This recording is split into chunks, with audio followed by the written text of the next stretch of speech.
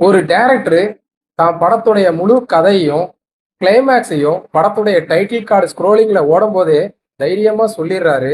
அடுத்து வரக்கூடிய 2.75 மணி நேரமும் தன்னுடைய திரைக்கதையால பார்வையாளர்களை கட்டி போற்ற முடியும் அப்படிங்கிற கான்ஃபிடென்ட் அவருக்கு இருக்கிறதுனால தான் அதை பண்ணியிருக்கிறாரு. எஸ் சூர்யா சார் வந்து அதை அற்புதமா பண்ணியிருக்கிறாங்க. அடுத்து படம் ஆரம்பிச்சு 20 நிமிஷம் கழிச்சு தான் விஜய் சாருடைய இன்ட்ரோடக்ஷனு. சிவாங்கிற கேரக்டராவே வாழ்ந்திருப்பாங்க. முக பாவனைகள்லே நடிப்புல வந்து அப்படியே மிரட்டி விட்டுருப்பாங்க. அடுத்து இவங்களுக்கு ஈக்குவலா ஜோதிகா மேடமுடைய நடிப்பு ஜெனிங்கிற கேரக்டராவே பண்ணியிருப்பாங்க. சூப்பரா இருக்கும். நான் ஒன்றும் சளைச்சவ இல்லடா அப்படின்னு விஜய் சாருக்கு ஈக்குவலா போட்டி போட்டு நடிச்சிருப்பாங்க. மூணாவதா இந்த படத்துல நான் முக்கியமா இந்த இதுல சொல்லணும்னு நினைக்கிறது விஜயகுமார் சாருடைய நடிப்பு.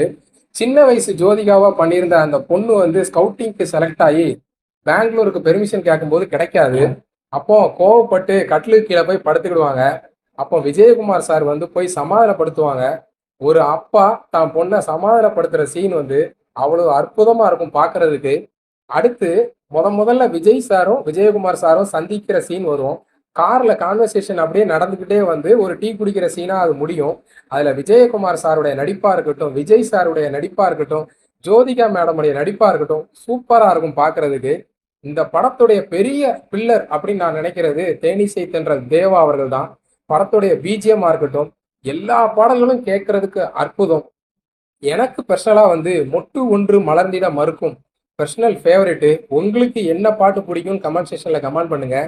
இந்த படத்தை பார்க்கறதுக்கு இப்போ உள்ள தலைமுறை யாராவது மிஸ் பண்ணியிருந்தீங்கன்னா கண்டிப்பா ட்ரை பண்ணி பாருங்க.